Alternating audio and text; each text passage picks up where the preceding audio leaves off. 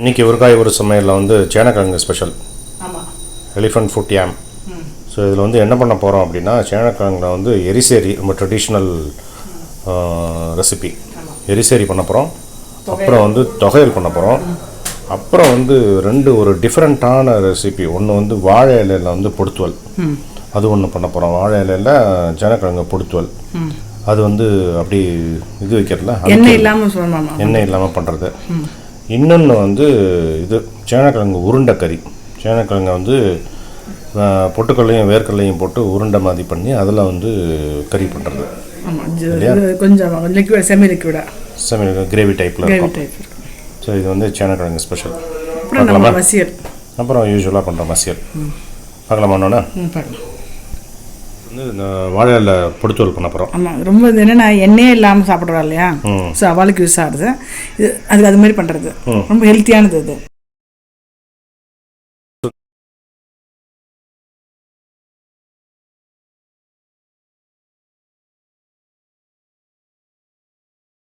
இந்த சேனக்கிழங்கு வந்து தோலெல்லாம் சீச்சுன்ட்டு நல்லா ஒரே சும்மா வந்து வேக வச்சு எடுத்துருக்கேன். இப்போ குக்கருக்கு வந்து ஒரே ஒரு விசில் வச்சா போகிறோம். ரொம்ப வேகலை, அதே சமயத்தில் கொஞ்சம் வெந்திருக்கு, அந்த மாதிரி இருக்குது. அப்புறம் என்னென்னா எலுமிச்சம்பழம் வேணும், அப்புறம் பச்சை மிளகாய், அப்புறம் இஞ்சி, அப்புறம் தேங்காய், கருவேப்பிலை, கொத்தமல்லி, உப்பு, வாழை இலை. இதுதான் தேவையான சமையல். வாழை ஆக்சுவலாக மஞ்சள் இலை பண்ணால் இன்னும் நல்லது. ஆக்சுவலாக மஞ்சள் இலை இப்போ இல்லை, ஸோ அதனால நான் வந்து வாழை இலை எடுத்துட்டுருக்கேன். மஞ்சள் எடுத்து அந்த மஞ்சளோட ஸ்மெல்லும் சேர்த்துட்டு உடம்புக்கு அவ்வளோ நல்லது. இதில் வந்து நான் என்ன பண்ணிக்கிறேன், இந்த கேரட் சீவிட்டு நல்லா சீவிக்கிறேன். தேங்காய் திருவி வச்சுருக்கேன், கொஞ்சோண்டு கொத்தமல்லி, கருவேப்பிலை. இதில் வந்து இஞ்சி சீச்சு வச்சுருக்கேன், இஞ்சி, பச்சை மிளகாய், உப்பு, அந்த சேனக்கிழங்கு சீச்சு வச்சுருக்கேன். இது அப்படியே வைக்கலாம், எண்ணெய் யூஸ் பண்ண வேண்டாம் அப்படின்னா. இப்போ நம்ம வந்து அப்படிலாம் ஒன்றும் இல்லைனால கொஞ்சோண்டு கடுகும் உளுத்தம் பருப்பும் தாளித்து வச்சுருக்கேன். அது வந்து எண்ணெய் வேணும்னா அது போடாமல் நல்லாவும் இருக்கும். போட்டு அப்புறம் ஒரே எலுமிச்சம்பழம் கட் பண்ணி வச்சுருக்கேன். இது எல்லாத்தையும் ஒன்றா போட்டு கலந்துருவேன். இந்த தேங்காய், அது உப்பு, அப்புறம் வந்து இந்த சேனக்கிழங்கு சீச்சு வச்சுருந்தது எல்லாத்தையும் ஒன்றா போட்டு நல்லா மிக்ஸ் பண்ணிக்கணும். வாங்கிட்டு ஒரு 10 நாள் ஆற்றுல வச்சுட்டுலாம், அப்புறம் தான் அது இன்னும் இதாகாது. அதனால் அப்படி இருந்தால் கூட கொஞ்சம் புளிப்பு சேர்த்துனா அந்த காரல் இருக்காது. அதுக்காக அது எலுமிச்சம்பழம் விட்டுன்றாங்க.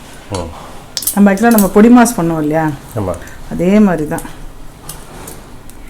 உப்பு, எலுமிச்சம்பழம் எல்லாம் ஒன்றா போகிற மாதிரி நல்லா இது பண்ணிட்டேன். அப்புறம் வாழை இலை இல்லை இந்த மஞ்சள் இலை இதனால எடுத்துக்கலாம். ஒருத்தர் எவ்வளோ சாப்பிடுவோம் அந்த அளவுக்கு இந்த பொறுத்தல் வைக்க வேண்டியது வச்சுட்டு, சும்மா அது வந்து அதோட காரம் வந்து இறங்குறதுக்காக கொஞ்சம் காரம் மிளகாயை வச்சுட்டு அப்படியே மூடிட வேண்டியதான். காரம் இறங்கிடாமல் வச்சுட்டு இது வந்து உடையாது. புதுசாக பண்ண கஷ்டமாக இருந்ததுன்னா கொஞ்சம் நூல் கட்டிக்கலாம். இது அப்படியே வந்து பண்ணிக்கிறேன் எல்லாத்தையும்.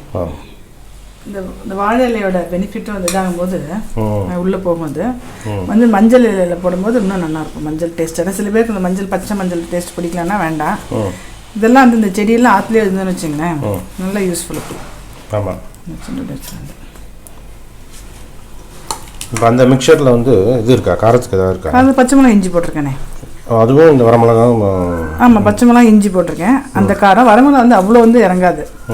அந்த வாசனை ஒரு டேஸ்ட் டிஃப்ரெண்ட்டாக இருக்கும், அதுக்காக போட்டிருக்கேன். இந்த காரம் வந்து ஒரிஜினல் காரம் வந்து பச்சை மிளகா இஞ்சி. சப்போஸ் இது வந்து வேறு என்ன டேஸ்ட்டில் கூட பண்ணிக்கலாம். இது வந்து நான் வந்து இந்த பொடி மாஸ் டைப்பில் பண்ணியிருக்கேன். வேறு என்ன வந்து என்னென்ன டேஸ்ட் இருக்கோ அந்த மாதிரி பண்ணிக்கலாம். ரொம்ப சிம்பிள், ஃபாஸ்ட்டாகவும் ஆகிடும். அது டிஃப்ரெண்ட்டாக இருக்கும். குழந்தைகளுக்கு சாப்பிடும்போது ஒரு ஹோட்டல் ஃபீலிங் வரும். அதுக்கு தான்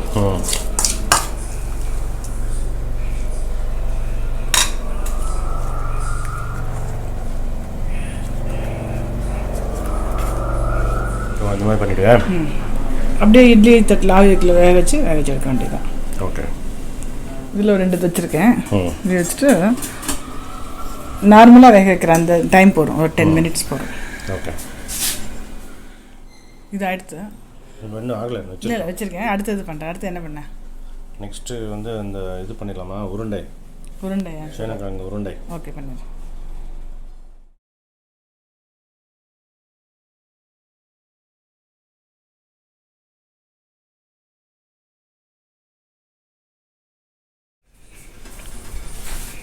சேனக்கிழங்கு வேக வச்சு வச்சுருக்கேன் முழுசாக. ஓகே. அதோட அது வந்து நல்லா ஸ்மாஷ் பண்ணிட்டுருவேன். அதோடு சேர்ந்து அரைக்கிறதுக்கு வந்து கொஞ்சம் பொட்டுக்கடலையும் கொஞ்சம் வேர்க்கடலையும் வச்சுருக்கேன்.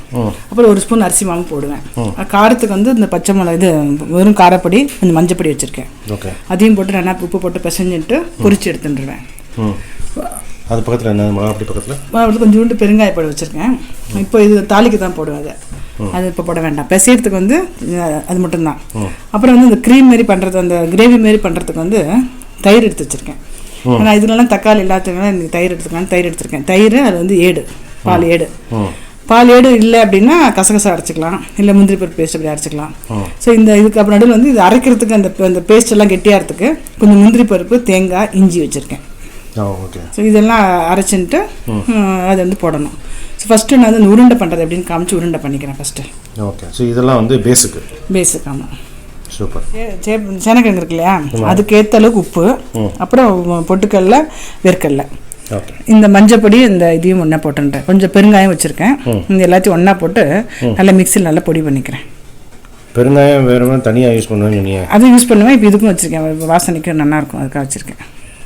பொட்டுக்கடலை, வேர்க்கடலை, காரப்பொடி, உப்பு, மஞ்சப்பொடி, கொஞ்சம் பெருங்காயம், உப்பு இதுக்கு சேர்ந்து இந்த அளவுக்கு எதுவுமே உப்பு. இது நல்லா பொடி பண்ணிட்டு இருக்கேன். மஞ்சப்பொடி ஜாஸ்தியா? கலர் இருக்குது மஞ்சப்பொடி இருக்கட்டும். ஏன்னா பொட்டுக்கடலை இருக்குல்ல, பொட்டுக்கடலை, வேர்க்கடலை தோல் உரிக்கல, எல்லா கலரும் சேர்ந்துருக்கு. அப்புறம் கொஞ்சம் அரிசி மாவு, கொஞ்சம் கருவேப்பிலை. அரிசி மாவு கருவேப்பிலை வேணும்னா அந்த கார்ன்ஃப்ளவர் போகிறதுனால அதை கூட போட்டுக்கலாம். அப்புறம் இதையும் போட்டுட்டு நல்லா உருட்டின்ட்டு பால் மாதிரி உருட்டின்ட்டு எண்ணெயில் பொரிச்சிருவேன்.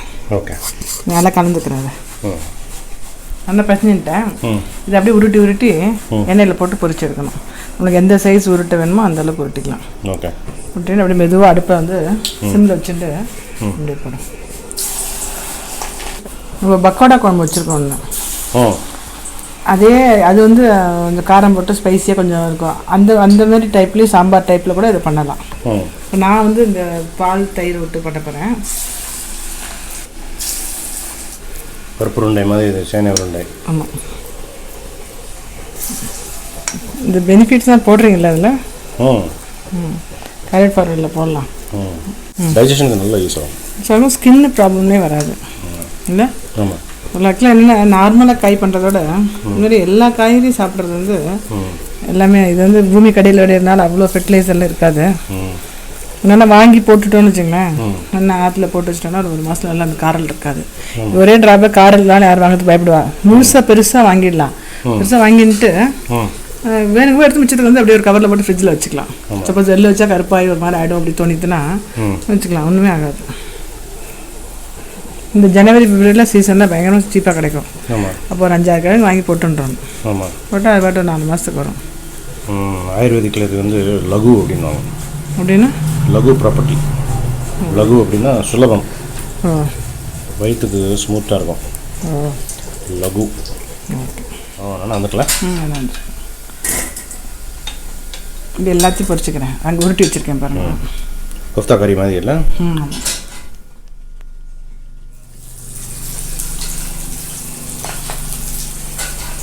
இல்லை நம்மளோட இந்த இது தான் ரவா டேஸ்ட்டு தான். நான் வந்து வேர்க்கடலை வந்து ப்ரோட்டீன் இருக்கிறதுனால அது போடுறேன். ரவாவை அது மாதிரி என்ன வேணுமோ அது போட்டு நல்லா வெறுமை கூட எல்லாம் வேண்டாம், வேர்க்கடலை சாப்பிட மாட்டோம் வேண்டாம் அப்படின்னா வெறுமை கூட பொரிச்சு எடுத்துக்கலாம். எடுத்துக்கு என்ன பண்ணியிருக்கேன்னா தேங்காய், இது தேங்காய், அது வந்து அப்புறம் கொஞ்சோண்டு முந்திரி பருப்பு. இது முந்திரி பருப்பு லேசாக தண்ணி ஜலத்தில் ஊற வச்சுருக்கேன். இதை விட்டு நல்லா இது வந்து காரத்துக்கு வந்து இந்த கலர் வெள்ளையாகவே வேணும் அப்படின்னா நம்ம வந்து இஞ்சி போட்டுக்கலாம். இல்லை பரவாயில்ல காலை இதில் சிவப்பு போடலாம், சிவப்பு போடலாம்னா சிவப்பு அந்த காரப்பொடி போட்டுக்கலாம், என்னென்ன போட்டுக்கலாம். நான் வந்து என்ன பண்ணியிருக்கேன்னா கொஞ்சோண்டு பச்சை மிளகாய் இல்லைன்னா மிளகு போடலான்னு நினச்சிட்டுருக்கேன். ஓகே. மிளகு நல்லா இருக்குங்களா? மிளகு நல்லாயிருக்கும். மிளகு போட்டுட்டு நைஸாக அரைச்சிக்கிறேன். ஓகே. அதுக்கு சேனக்கிழங்கு எவ்வளோ உப்பு வேணுமோ அதில் போட்டுட்டோம். இப்போ இதுக்கு எவ்வளோ கிரேவிக்கு எவ்வளோ உப்பு வேணுமோ அந்த உப்பு, அப்புறம் வந்து ரசம் நல்ல காரத்துக்கு மிளகு பொடி, மிளகு போட்டு ஆமாம் நல்லா நைஸாக அரைச்சிடுறேன்.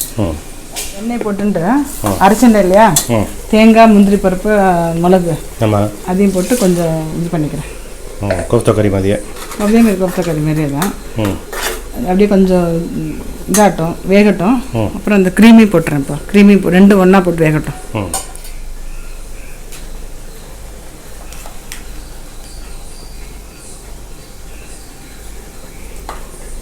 இந்த வெண்ணெய் எடுக்கிறதுக்காக எடுத்து வச்சுருப்பேன் ஏடெல்லாம். அது இல்லை கடையில் க்ரீம் கிடைக்கிறது, அந்த க்ரீம் போட்டாலும் சரி.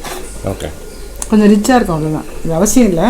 சப்போஸ் க்ரீம் இல்லை அப்படின்னா என்ன பண்ணலான்னா தேங்காய் பாலே எடுத்துட்டுலாம், இல்லை வெறும் பால் கூட நல்லா கெட்டி பால் தான், கெட்டி பால் எடுத்துக்கலாம். அப்படியா? இது பாருங்க ஓரளவுக்கு கெட்டி ஆகிடுத்துல. இப்போ என்ன பண்ண போகிறோம், தயிர் தான். இங்கே வந்து மோர் விடக்கூடாது, நல்லா கெட்டி தயிர். கெட்டி தயிர் இருக்குல்ல, இந்த தயிர் அப்படியே விட்டுறணும். அதில் இந்த கெட்டி தயிரை அதில் விட்டுறணும். நல்லா ஒரு 1/2 லிட்டர் பாலுக்கு தயிர் எடுத்து வச்சுக்கலாம். ஏன்னா இது வந்து சேனைக்கிழங்கு வந்து கலரும் சிவப்பாக இருக்கும், இது வெள்ளையாக போடும்போது நல்லா இருக்கும். தக்காளி போட்டோம்னா ரெண்டும் ஒரே ரொம்ப பார்க்குறதுக்கு ரொம்ப ஸ்பைஸியாக இருக்க மாதிரி இருக்கும். அதுக்காக தான் தயிர் விட்டுட்டேன். இந்த புளிப்பு இருக்கணும் ஆக்சுவலாக, அதுக்காக. இது ஒரே ஒரு கொதி வரட்டும், ரொம்ப கொதி வேண்டாம். இப்படி ஓரத்தில் கொதிக்கிறது ஆரம்பிக்கிறது பார்த்தீங்களா, இந்த மாதிரி டயத்தில் வந்து இந்த பொரிச்சு வச்சுருக்கோம்ல அதை அப்படியே போட்டுடணும். போட்டுட்டு இன்னும் ஒரு லேசாக கொதி வந்ததுன்னா அதுக்குள்ளே இறங்கிட்டு நல்லாயிருக்கும். இந்த கலர் வந்து சிவப்புக்கு ஏன் இப்படி வருது கலர், இந்த சேனைக்கிழங்கு வந்து கலர் மாதிரி இருக்கு இல்லையா, அதனால தான் சிவப்புக்கு தான் அது வந்து சேனை அப்படின்னு சொல்லுறது. சேனைனா இந்த நார்மலாக சேனை அப்படின்னா இந்த படை, ஆர்மி. சேனைனா படை. இந்த சேனையாக இருக்கட்டும், இந்த சேனை கிழங்காக இருக்கட்டும், எல்லாமே வந்து சிவப்பு நிறத்தை குறிக்கிறதான். சேனை படை அப்படின்னாலே ரத்தம் சிவப்பு அதை குறிக்கிறது தான். அதே மாதிரி தான் இந்த சேனைக்கிழங்கு வந்து அந்த கலரை குறிக்கிறதுனால தான் அது பேர் சேனை. இதில் சின்ன வயசில் இந்த சேனைக்கிழங்கு ஆற்றுல சொல்கிறோம் இல்லையா, இங்கிலீஷில் பேர் எலிஃபென்ட் யாம்ன்றதுல யானைக்கால் வந்துடும். இல்லை யானைக்கால் சின்ன பசங்களாக இருக்கும்போது இவங்க ஃபஸ்ட் ஸ்டாண்டர்ட் செகண்ட் ஸ்டாண்டர்ட் படிக்கும்போது அதில் ஒருத்தர் வந்து ரொம்ப ஹைட்டாக இருப்பான். அந்த 10th படிச்சுன்றது அந்த பையன் பயங்கர ஹைட்டு வெயிட்டுமாக இருப்பான். இவங்க வந்து மம்மி அவன் வந்து சாப்பிட்றா, அம்மா வந்து நம்ம எலிஃபெண்ட் ஏதாவது சாப்பிட்றாங்க, அதனால தான் அவளுக்கு குண்டா இருக்கான் அப்படின்னா. இல்லை வெஜிடேரியன், நான் எலிஃபெண்ட் நான்வெஜ்ஜாக இருக்கா, இல்லை வெஜிடேரியனா எலிஃபெண்டான்னா. இதுக்காக அவங்க அங்கே போயிட்டு அந்த பையன்கிட்ட கூப்பிட்டு கேட்டேன், இன்னும் பண்ணும்போது எலிஃபெண்ட் சாப்பிட என்னன்னு. எனக்கு பிரிவு எலிஃபெண்ட் யாருன்னா சொன்னாங்கன்னு எனக்கு கனெக்ட் பண்ணவே தோணல எனக்கு. அப்புறம் பார்த்தா எலிஃபெண்ட் அது வந்து அவன் பார்க்கறதுக்கு தான் இருப்பான். நான் ஒருத்தர் இருக்கணும் சொல்லி சிரிச்சுட்டே இருப்பேன். அப்படியே போட்டுறேன். போட்டுட்டு இப்போ ஆஃப் பண்ணி ரொம்ப ரொம்ப கொதிக்க விட வேண்டாம். ஓகேங்களா? சேனைக்கிழங்கு உருண்டை கறி. ஆமாம், இது வந்து கலருக்காக தயிர் விட்டுருந்தேன். வேணால் தயிர் பிடிக்கலன்னா தக்காளி விட்டுக்கலாம். ஓகே. கொதி எடுத்துக்கிட்டிங்களா, போகிறோம் எல்லாமே இது பண்ணனால. இப்போ அடுப்பு ஆஃப் பண்ணிட்டு மேலாக இந்த கொஞ்சம் கொத்தமல்லி தூவி விட்டு ஆயிடுத்து. சேனைக்கிழங்கு உருண்டை ரெடி. ஆமாம். நெக்ஸ்ட் என்ன பண்ணுறோம், இது வந்து நார்மல் தொகையல். நம்ம தேங்காய் தொகையெல்லாம் இருப்போம் இல்லையா, அதேமாரி இது பாருங்கள் உளுத்தம்பருப்பு பெருங்காயத்தை வறுத்துக்கிறேன். இங்கே வந்து வேக வைக்கல சேனைக்கிழங்க, அதை பொடிப்படியாக நறுக்கிட்டு நல்லா வதக்கிடுவேன். நல்லா வதக்கிட்டு இப்போ எல்லாத்துலேயுமே தேங்காய் இருக்கனால தேங்காய் போடல. சப்போஸ் வேணும்னா தேங்காய் போட்டுக்கலாம். போட்டு தொகையில் அரைக்க வேண்டியதுதான். காராது அதை புளி வைப்போம், அரைக்கும் போது புளி மிளகா வைப்போம் இல்லையா, அதனால நார்மல் தொகையல். ஸோ அது கொஞ்சம் என்ன பண்ணியிருக்கேன்னா உளுத்தம்பருப்பு 2 டீஸ்பூனு, கொஞ்சம் ஒரே ஒரு வந்து பெருங்காயம். இப்போ தானே சொன்னேன், இல்லை அது அளவுக்கு கேட்பீங்க அதான் சொன்னேன். அப்புறம் வந்து ஒரு கப்பு நிறைய சேனைக்கிழங்கு. இது ஆல்மோஸ்ட் கலர் மாறிட்டு பாருங்க, வதக்கியாச்சு. இது எப்பவுமே இந்த துவையலுக்கு வேக வைக்காமல் அப்படியே பண்ணுறதா? ஆமாம், வேக வைக்கக்கூடாது. துவையலுக்கு வந்து வறுத்துக்கணும் நம்ம வேக வைக்கணும்.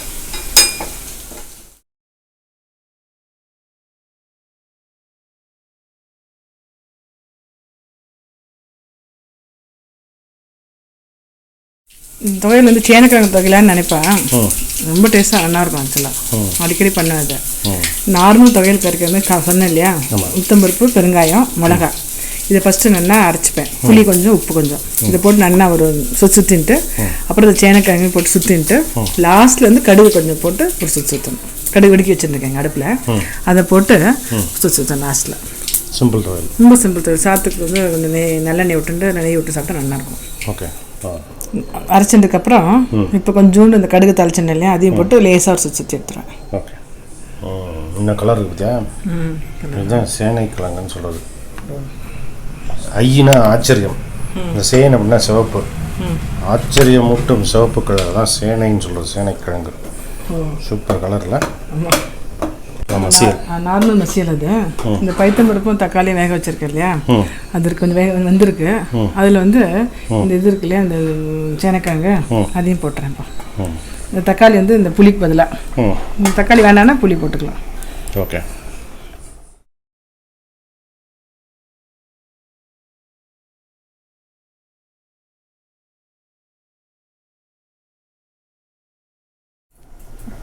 பைத்தம்பருப்பு தக்காளி வேக வச்சுட்டு இதையும் மசிச்சு போட்டுனாச்சு. உப்பு மஞ்சப்பொடி போட்டுனாச்சு. இது கொஞ்சம் கொதிக்கட்டும். ஓகே. மசியல் தாளிக்கிறதுக்கு கடுகு பெருங்காயம் 2 வெந்தயம். கடுகு பெருங்காயம் போட்டுனேன் இல்லையா, அப்புறம் வெந்தயம் போட்டுனேன், அப்புறம் பச்சை மிளகாய் இஞ்சி. அதான் காரம். என்ன பச்சை மிளகாய் இஞ்சி எவ்வளோ காரமோ அந்த காரம் போட்டுருக்கேன். சேனக்கிழங்கு வந்து கொஞ்சம் காரம் இருந்தால் தான் இதாகாமல் இருக்கும். அதனால் பச்சை மிளகாய் 2 போட்டுருக்கேன், கார மிளகாய் 2 போட்டுருக்கேன். இது வதக்கி அதில் தலையில் கொட்ட வேண்டியதுதான். ஓகே.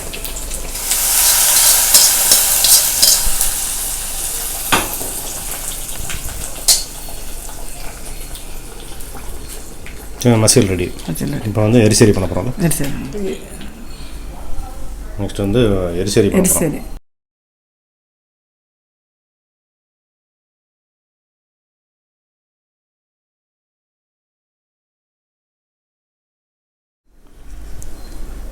கொஞ்சம் இப்படி பாதியாக கட் பண்ணியிருக்கேன்.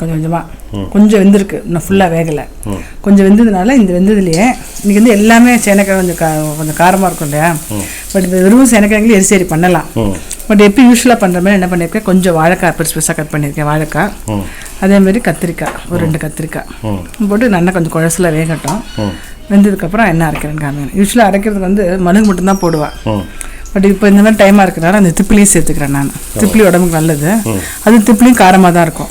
ஸோ அதை போட்டு அரைக்க போகிறேன். ஓகே, காமிக்கிறேன். சேனக்கிழங்கு எரிசரி. ஆமாம், சேனக்கிழங்கு எரிசரி. இது வெந்துருக்கு. இப்போ வந்து அரைக்கிறதுக்கு வந்து தேங்காய், மிளகு, திப்பிலின்றது இதுதான். இப்போ இந்த டயத்தில் இந்த சாப்பிட்டா ரொம்ப நல்லது. இது காரமாக இருக்கும். திப்பிலி இது திப்பிலி மிளகும் சேர்த்து இது 1/2 டீஸ்பூன் எடுத்துட்டுருக்கேன். போட்டு நல்லா நைஸாக அரைச்சிக்கிறேன். இட்லி தட்டில் எடுத்துட்டேன். எடுத்துன்னு இது சாப்பிடும்போது அவடே வச்சிடணும் அவள் பிளேட்டில். அதை வந்து அவள் ஓப்பன் பண்ணி அவள் போட்டுப்பாள். அப்படியா? இதான் ஃபைனல் அவுட்புட். 3 காய் வெந்துடுது. அதாவது சேனக்கிழங்கு, வாழைக்காய் போட்டு உப்பு போட்டு வேக வச்சுட்டேன். அரைக்கிறதுக்கு தேங்காய், மிளகு, திப்பிலி போட்டு நல்லா அரைச்சிட்டேன். இது கொதி வந்ததுக்கப்புறம் அப்படியே தேங்காய் எண்ணெயில் தேங்காய் லேசாக கொஞ்சம் வறுத்து போட்டுருவேன். சரி, தேங்காய் எண்ணெய் தான் யூஸ் பண்ணுறது. தேங்காய் யூஸ் பண்ணுறேன் நான். இந்த மிளகோட திப்பிலியோட இந்த பச்சை வாசனை போனதுக்கப்புறம் கொஞ்சோண்டு தேங்காய் இப்படி வந்து வறுத்து வச்சுருக்கேன். போட்டு சேனக்கிழங்கு எரிசரி, சேனக்கிழங்குல வந்து மசியல், அப்புறம் வந்து துவையல், சேனக்கிழங்கு உருண்டை, சேனக்கிழங்குல வந்து வாழை இலையில் அவிச்ச பொடுத்தோல். சூப்பர், அருமையான ரெசிபி. சேனை உருண்டை கூட்டுன்னு போட்டுக்கலாம். சேனை உருண்டை கூட்டு, அவிச்ச கருமது. ஓகே, வயசானவங்க சாப்பிடலாம், சின்ன பசங்க சாப்பிடலாம், எல்லாருக்கும் வந்து பிடிக்கும் வந்து காய். அந்த மாதிரி பண்ணியாச்சு. ஆமாம், எரிசரிக்கு வந்து திப்பிலி போட்டு அது டேஸ்ட் நல்லாயிருக்கும். மிளகு தான் யூஸ்வலாக போடுவேன். திப்பிலி போட்டு அது டேஸ்ட் நல்லாயிருக்கும். Okay, thanks Jayashree. 3 வாழ்நாள். ஓகே.